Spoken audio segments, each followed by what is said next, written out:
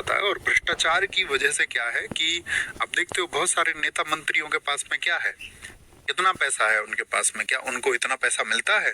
किसी फंड से उनको इतना पैसा मिलता है, लेकिन धीरे धीरे क्या करते हैं वो आपका चीजों को ग्रैब करने लग जाते हैं और फिर उनके पास में पैसा होने लग जाता है। ठीक है, वो फैक्ट्री मालिकों से, जो लोग व्यवसायी हैं उनसे पैसा लेते हैं। व्यवसायी और फैक्ट्री मालिक क्या करते हैं, वो मजदूरों का फिर शोषण करते हैं।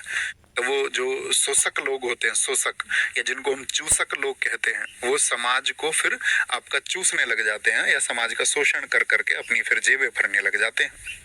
ठीक है, तो वो होता है भ्रष्टाचार। मतलब फेयर तरीके से नहीं पैसा कमाना, यही भ्रष्टाचार है। फेयर तरीके से जो चीज के लिए तुम लायक हो वो तुमको ना प्राप्त होना।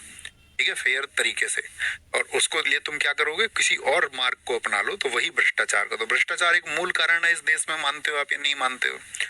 अब भ्रष्टाचार के लिए क्या सरकारों को उपाय करना चाहिए, तो गांधी जी ने इस बारे में बात की कि भाई भ्रष्टाचार मुक्त भारत हो, इसके लिए सरकारों को अपनी विंग बनानी चाहिए, जांच समितियां बनानी चाहिए, और जो व्यक्ति आपका भ्रष्टाचार में लिप्त हो उसको कड़ी से कड़ी सजा मिलनी चाहिए।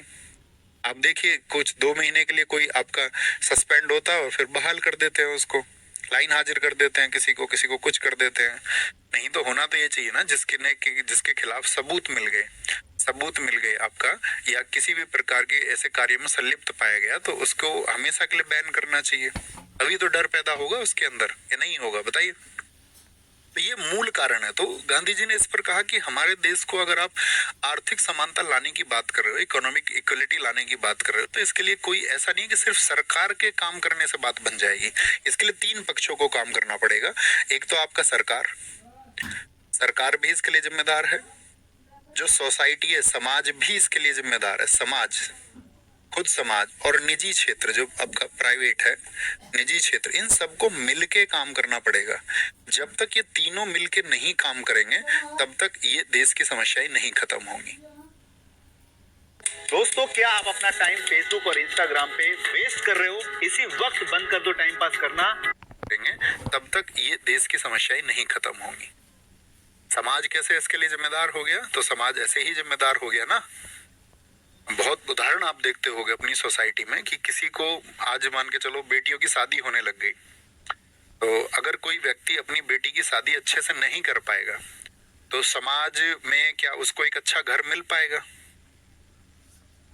अगर किसी के पास खर्च करने के लिए पैसे नहीं है तो क्या एक बहुत अच्छा घर उसकी बेटी को मिल पाएगा? बोलेंगे अभी फटाफट से, क्या बहुत अच्छे या वेल्थी लोग जो है एक्सेप्ट करेंगे? सच्चाई क्या, सच बताना। हाँ, एक्सेप्शन की बात नहीं करेंगे, कुछ अपवाद हो सकते हैं जो सिर्फ योग्यता को स्वीकार करते हो, जिनको दहेज जैसी चीजों की आवश्यकता ना हो, वो गिने चुने लोग हैं इस समाज में। तो समाज भी क्या चाहता है, समाज भी इसके लिए जिम्मेदार है। समाज भी कहता है कि नहीं, दहेज होना चाहिए, दहेज मिलना चाहिए। अब दहेज देने के लिए तो पैसे की जरूरत पड़ेगी, धन की जरूरत पड़ेगी, तो धन के लिए वो व्यक्ति क्या करेगा जो एक नौकरी पर था या कहीं से भी आपका काम कर रहा था, तो वो फिर क्या करेगा, वो बाकी सोर्सेस का इस्तेमाल करके भ्रष्टाचार को जन्म दे करके उस वेल्थ को क्रिएट करेगा। तो बहुत सारी सामाजिक प्रथाएं कारण बनती है, जैसे कि देश में किसी एक विषय के लिए महंगी शिक्षा हो जाना। अब आप कोई व्यक्ति है साधारण नौकरी कर रहा है, तो वो अपने बच्चे को एक हायर एजुकेशन, बहुत क्लासिक एजुकेशन नहीं दे सकता, हायर एजुकेशन नहीं प्रोवाइड कर सकता। तो वो क्या सोचेगा, मुझे बच्चे पढ़ाने हैं, कोई सोचेगा मुझे विदेश में पढ़ाने हैं, तो उसके लिए उतना पैसा चाहिए, तो वो वेल्थ। तो बहुत सारी चीजें क्यों जिम्मेदार हो गई, बहुत सारी जिम्मेदार हो गई कि समाज की ऐसी मानसिकता है, उसकी वजह से उसने जन्म दे दिया। ठीक है, तो उसने, गांधी जी ने क्या कहा, उन्होंने कहा कि भाई इन तीनों क्षेत्रों को मिलकर काम करना पड़ेगा।